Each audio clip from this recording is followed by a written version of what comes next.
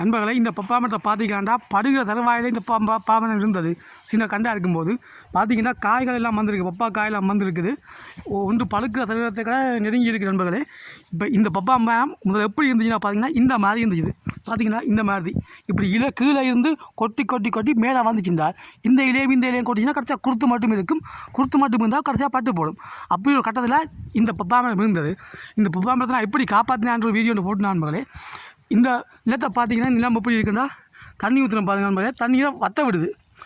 ஊற்றின உடனே தண்ணி நிலத்துக்காக போயிடும். இப்படிப்பட்ட மணல் மண்ணான பிரதேசத்தில் ஒரு பப்பா மரம், இப்படி பப்பா மரத்தை இப்படி வளர்க்குறது எப்படி என்ற ஒரு வீடியோ போட்டுனான். இந்த பப்பா மரத்தில் மண் வளர்த்த எப்படி மாற்றுற ஒரு வீடியோ போட்டு நண்பர்களே. மேலும் என்னென்ன தண்ணி தெளிக்கணும் போல சில இன்னும் விஷயங்களை சொல்லி ஒரு வீடியோ போட்டு நண்பர்களே.